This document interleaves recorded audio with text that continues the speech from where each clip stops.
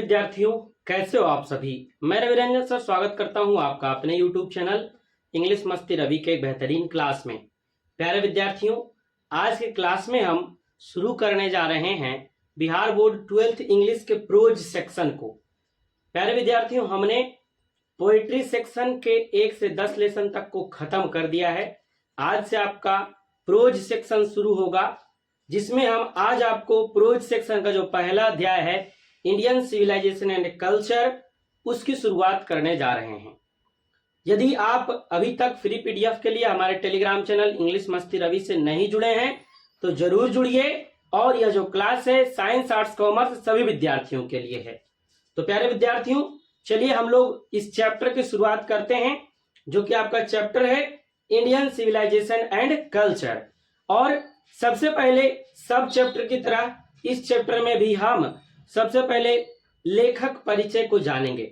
और Indian civilisation and culture के लेखक महात्मा गांधी है, तो हम सबसे पहले महात्मा गांधी के परिचय को जानेंगे और इस अध्याय के बारे में जानेंगे कि इस अध्याय में हमें पढ़ना क्या है। तो चलिए शुरुआत करते हैं इस अध्याय की।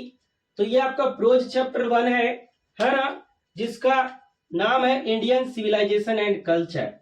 इंडियन सिविलाइजेशन एंड कल्चर, जिसके लेखक है महात्मा गांधी। लेखक कौन है? महात्मा गांधी हैं। आगे देखिए क्या कह रहा।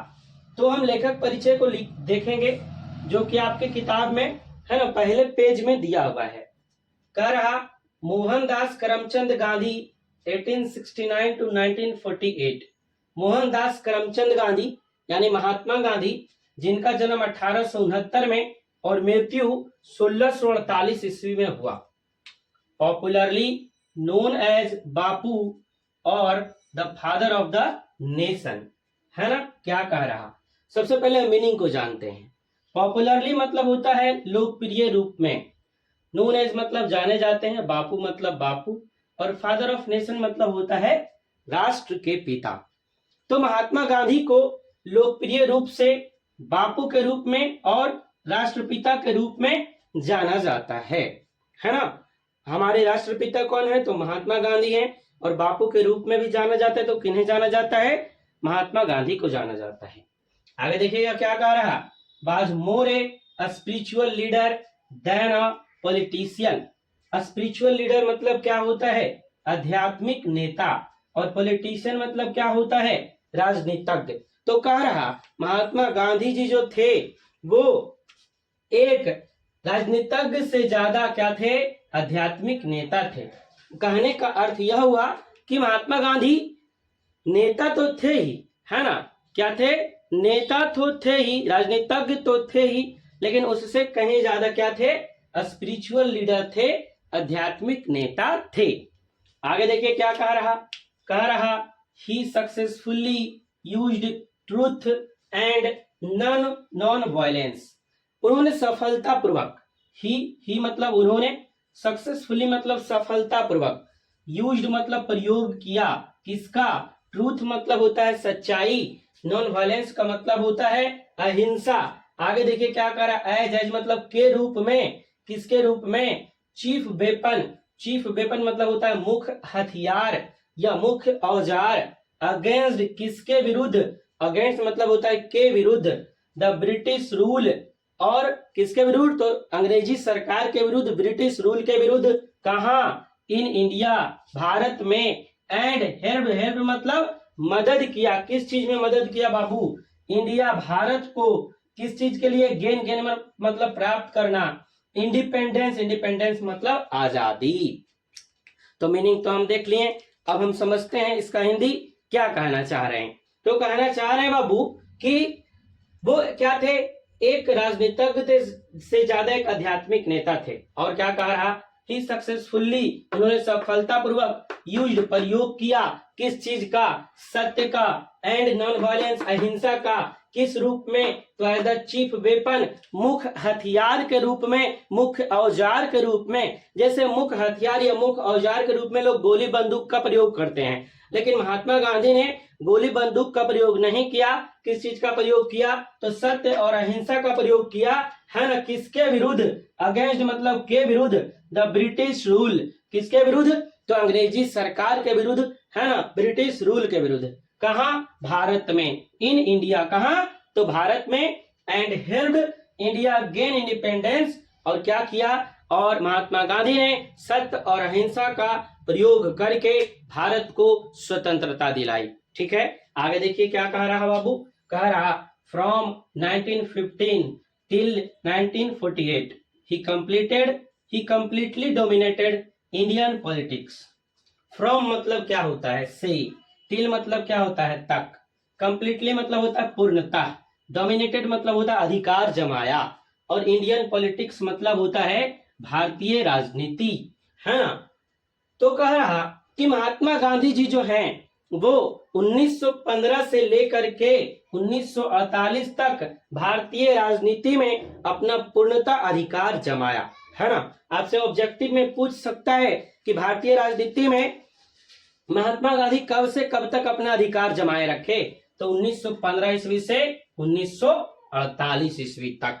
ठीक है, तो प्यारे विद्यार्थियों, जो भी विद्यार्थी क्लास देख रहे हैं, आप क्लास को लाइक कीजिएगा और दोस्त को शेयर करना एकदम नहीं भूलिए। आपका हिंदी और इंग्लिश पूर्णतः खत्म होगा इस चैनल पे, है ना। ऐसा मेरा दावा है, गारंटी है, हर एक साल होता है तो करते भी हैं। और आप यदि क्विज खेलना चाहते हैं तो हमारे क्विज वाले ग्रुप से जुड़ जाइए, लिंक डिस्क्रिप्शन में आपको मिल जाएगा। हिंदी इंग्लिश फ्री पीडीएफ के लिए भी हमारे टेलीग्राम चैनल इंग्लिश मस्ती रवि और बिहार बोर्ड क्लास 12 ऑफिशियल 2024 से जुड़ जाइए, दोनों का लिंक आपको डिस्क्रिप्शन में मिल जाएगा। और यदि और भी कोई जानकारी चाहिए तो आप इस नंबर पर 7282866069 इस नंबर पर आप मैसेज करके या कॉल करके हमसे जानकारी ले सकते हैं।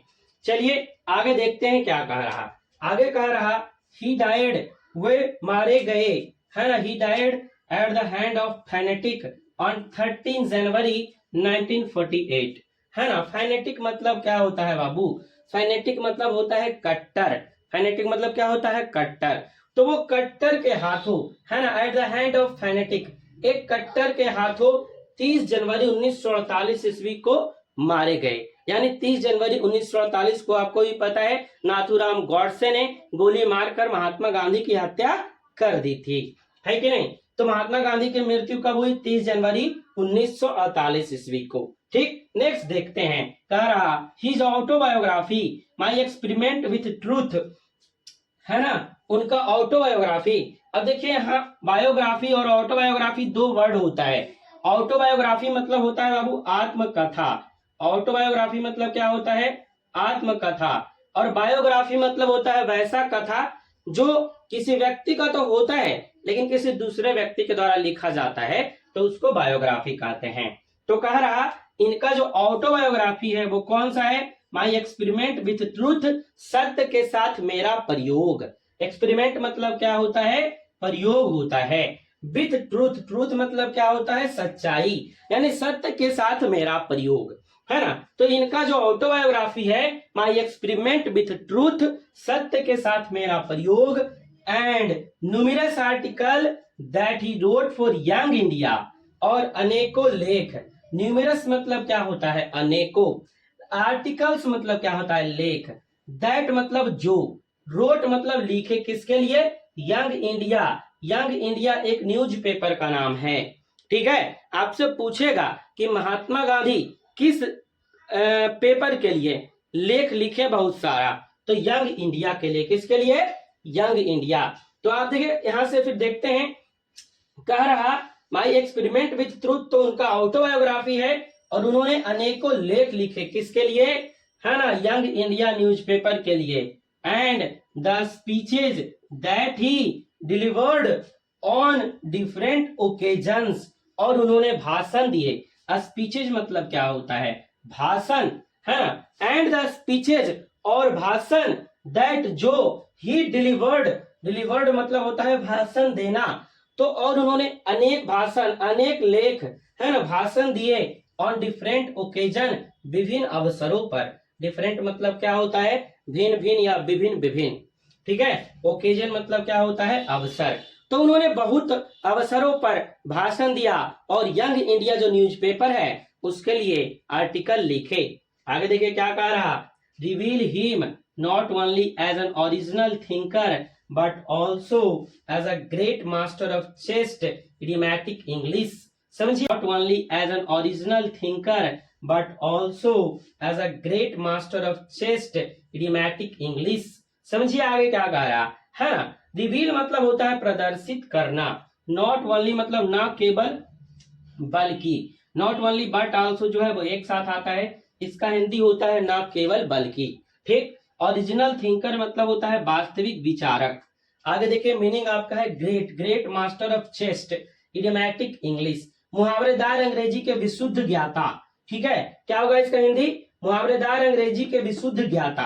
तो कह रहा क्या कि जो महात्मा गांधी अनेक लेख लिखे, किसके कि कौन से न्यूज़पेपर के लिए, यंग इंडिया के लिए, और अनेक भाषण दिए, कब, तो विभिन्न अवसरों पर। जो क्या प्रदर्शित करता है, क्या दिखाता है कि रिवील हिम, उन्हें दिखाता है, उन्हें प्रदर्शित करता है, not only as an original thinker, कि वो एक वास्तविक विचारक ही नहीं थे, बट ऑल्सो बल्कि क्या थे, as a great master of chaste idiomatic English, वो एक महान विचारक ही नहीं थे बल्कि विशुद्ध मुहावरेदार अंग्रेजी के विशुद्ध ज्ञाता थे, है ना। क्या कह रहा कि चेस्ट इडियोमैटिक इंग्लिश मतलब कि विशुद्ध मुहावरेदार अंग्रेजी के क्या थे, एक महान, है ना, ज्ञाता भी थे, है ना। जो उन्होंने अनेक लेख लिखा, अनेक भाषण दिए, ये इनको दिखाता है कि एक वास्तविक विचारक ही नहीं थे बल्कि ये अंग्रेजी जो है, अंग्रेजी के एक महान ज्ञाता भी थे। आगे देखिए क्या कह रहा, in the following extract, following मतलब होता है नीचे दिया गया, और एक्सट्रैक्ट मतलब होता है उद्धरण या तो फिर अभ्यास। ठीक है, तो कह रहा इन द फॉलोइंग एक्सट्रैक्ट, जो हम अभी पाठ पढ़ने वाले हैं, जो अध्याय हम अभी पढ़ने वाले हैं, कौन सा अध्याय, इंडियन सिविलाइजेशन एंड कल्चर। कौन सा अध्याय हम पढ़ेंगे, इंडियन सिविलाइजेशन एंड कल्चर पढ़ेंगे। कह रहा क्या, Gandhi ji talks about the sound foundation of Indian civilisation. Gandhi ji किसके बारे में बात कर रहे हैं इस चैप्टर में, है ना। टॉक्स अबाउट मतलब होता है बात करना, है ना। साउंड फाउंडेशन, साउंड फाउंडेशन मतलब होता है मजबूत नींव, साउंड फाउंडेशन मतलब क्या होता है, मजबूत नींव। तो ये जो चैप्टर हम लोग पढ़ेंगे इंडियन सिविलाइजेशन एंड कल्चर, इसमें महात्मा गांधी जी जो है वो भारतीय सभ्यता और संस्कृति के मजबूत नींव के बारे में बात करेंगे, और वो बताएंगे कि हमारा ये जो सभ्यता है वो कितने दिनों से चला आ रहा है, और अभी तक इस सभ्यता में वो चीजें विद्यमान है जो पहले थी, है ना। और इस सभ्यता के मजबूती के बारे में, इस सभ्यता के मजबूत नींव के बारे में गांधी जी हमको क्या करेंगे, बताएंगे इस अध्याय में। ठीक है, देखिए कितना गर्मी है ना, और बिना पंखा चलाए आपके लिए ये क्लास बनता है, जिससे हमारा देखिए पूरा टी शर्ट क्या है, भींगा पड़ा हुआ है ना। फिर भी आपके लिए हम क्लास बना रहे हैं ताकि आपको पढ़ने में कोई दिक्कत ना हो। तो आप भी मेरा थोड़ा मजबूरी समझिए, ताकि शेयर कीजिए हमारे इस क्लास को, और ज्यादा से ज्यादा लोगों को जोड़िए, है ना। ऐसा नहीं, बहुत थोड़ा मुश्किल होता है गर्मी में वीडियो बनाना, ठंडा में भी इतना मुश्किल है, लेकिन गर्मी में थोड़ा ज्यादा होता है। चलिए देखिए आगे क्या कह रहा, आगे कह रहा कि इस चैप्टर में इंडियन सिविलाइजेशन एंड कल्चर के बारे में बताए हैं गांधी जी, और इंडियन सिविलाइजेशन एंड कल्चर के बारे में इन्हें बताएं, इंडियन सिविलाइजेशन भारतीय सभ्यता और संस्कृति के मजबूत नींव के बारे में बताए हैं। किसके बारे में बताए हैं, भारतीय सभ्यता और संस्कृति के मजबूत नींव के बारे में। कह रहा which has successfully withstood the passage of time, जो कि समय के साथ, विद विच हैज, विच मतलब क्या हो गया, जो, सक्सेसफुली मतलब सफलता पूर्वक, विदस्टूड मतलब होता है दृढ़, विदस्टूड मतलब क्या होता है, दृढ़, मजबूत, द पासेज ऑफ टाइम। कह रहा जो समय के साथ, जैसे जैसे समय ढलता गया, जैसे जैसे समय आगे बढ़ता गया, वैसे वैसे हमारा जो सभ्यता है, हमारी जो संस्कृति है, वो और दृढ़ होते चली गई और मजबूत होते चली गई। आगे देखिए क्या कह रहा, the western civilisation which has tendency to privilege materiality cannot match the Indian civilization that elevates the moral being। अब समझिएगा इसमें क्या क्या मीनिंग है, सबसे पहले हम मीनिंग को जानेंगे। देखिए क्या कह रहा, the western civilisation, western civilisation मतलब पश्चिमी सभ्यता, पश्चिमी सभ्यता कहने का मतलब यूरोप की सभ्यता, विच हैज टेंडेंसी, टेंडेंसी मतलब गुण या प्रवृत्ति, है ना। प्रिविलेज, प्रिविलेज मतलब होता है विशेषाधिकार, मैटेरियलिटी मतलब होता है भौतिकतावाद, आगे देखिए क्या कह रहा, कैन नॉट मैच, मैच मतलब जोड़ा नहीं, मिल नहीं सकता, है ना। आगे कह रहा इंडियन सिविलाइजेशन, भारतीय सभ्यता, दैट मतलब जो, एलिवेट मतलब क्या होता है, ऊपर उठाना, किस चीज को, मोरल बीइंग मतलब नैतिकता, नैतिक शिक्षा, ठीक है। तो देखिए क्या कह रहा कि हमारा जो सभ्यता है, हमारी जो संस्कृति है, ये समय के साथ दृढ़ होती चली गई, ऐसा गांधी जी बताते हैं। और कह रहे हैं क्या, जो वेस्टर्न सिविलाइजेशन है, जो पश्चिमी सभ्यता है, जिसका गुण है, जिसकी प्रवृत्ति है, जिसका इरादा है, क्या चीज का, तो भौतिकतावाद को विशेषाधिकार देने का। जो पश्चिमी सभ्यता है वो किस चीज को बढ़ावा देता है, किस चीज को विशेषाधिकार देता है, तो वो है भौतिकतावाद। जबकि हमारा जो इंडियन सिविलाइजेशन है, ये किस चीज को बढ़ाता है, ये किस चीज को ऊपर उठाता है, तो ये नैतिक शिक्षा को, नैतिकता को क्या करता है, ऊपर उठाने का काम करता है। और यदि हम नैतिक रूप से अच्छे इंसान होते हैं तो हमारा ऐसा ही भला हो जाएगा, ठीक है। तो ये था कवि का परिचय, और ये आपका चैप्टर का भी परिचय था। आप जो चैप्टर पढ़ेंगे इंडियन सिविलाइजेशन एंड कल्चर, उसका हम परिचय देखें कि आखिर महात्मा गांधी कौन है, इस चैप्टर में आपको पढ़ना क्या है। तो ये चैप्टर आपको पूरा पढ़ाया नहीं जाएगा, समरी के द्वारा आपको चैप्टर का मुख्य बात बता दिया जाएगा, ताकि ना आप बोर हो, ना हम ज्यादा दिन इस क्लास को पढ़ा पाए। तो आज हम इसका देख लिए परिचय, कल ये चैप्टर आपका खत्म हो जाएगा, जिसमें जो मोटा मोटा बात है वो आपको बता दिया जाएगा, जिससे आपको ये चैप्टर समझ में आ जाए, इससे आपका ऑब्जेक्टिव और सब्जेक्टिव दोनों बन जाए। तो मेरा देखिए पढ़ाने का तरीका तो वही है, सबसे पहले हम जो कवि हैं या फिर जो लेखक है उनके बारे में बताएंगे, फिर उस चैप्टर के बारे में बताएंगे, फिर आपको ऑब्जेक्टिव बताएंगे, शॉर्ट क्वेश्चन आंसर बताएंगे। इतना बताने के बाद ही हमारा जो क्लास है वो खत्म होता है। जिस तरीके से हम आपका पोएट्री खत्म कर दिए, प्रोज भी उसी तरीके से एकदम बेहतरीन ढंग से खत्म होगा। यदि आपने अभी तक पोएट्री का सारा क्लास नहीं देखा तो डिस्क्रिप्शन में लिंक है, जाकर देख लीजिएगा। हिंदी ग्रामर का भी लिंक है डिस्क्रिप्शन में, उसको भी देखिएगा, क्योंकि सारा क्लास आपका इंपॉर्टेंट है, कोई भी छोड़ने लायक नहीं है। हिंदी का भी क्लास आपका हिंदी पे 4 लेसन तक खत्म हुआ है, अभी उसमें नहीं ले पा रहे हैं, उसमें भी आपका क्लास होगा। तो आप हिंदी के लिए हमारा जो YouTube चैनल है RR हिंदी क्लासेज, उससे जुड़ जाइएगा, ठीक है विद्यार्थियों। आई होप आपको क्लास अच्छा लगा होगा। क्लास अच्छा लगा तो क्लास को लाइक कीजिएगा, अपने दोस्तों को शेयर करना नहीं भूलिए, क्योंकि देख रहे हैं कितना गर्मी, इतना गर्मी में आपको पढ़ाया जा रहा है, पसीने से लथपथ हुए पड़े हैं, लेकिन फिर भी हम ये चिंता नहीं करें कि हमको गर्मी लग रहा है क्या है, नहीं तो थोड़ा सा आप भी शेयर करने का प्रयास जरूर कीजिएगा, ठीक है। तब तक के लिए जय हिंद, वंदे मातरम। आप लोग खुश रहें, तंदुरुस्त रहें, मस्त रहें, मजे से पढ़ते रहें। आपका सिलेबस खत्म होगा, हम आपको मजे से पढ़ाते रहेंगे। और फ्री पीडीएफ के लिए आप हमारे टेलीग्राम चैनल इंग्लिश मस्ती रवि और बिहार बोर्ड 12th ऑफिशियल 2024 से जुड़ना ना भूलें, वहां आपको सारा पीडीएफ मिलता रहेगा। और क्विज भी आपका प्रत्येक दिन चल रहा है, तो क्विज जरूर खेलिए, ठीक है विद्यार्थियों। बाय बाय, गुड नाइट, आप लोग स्वस्थ रहें, मस्त रहें।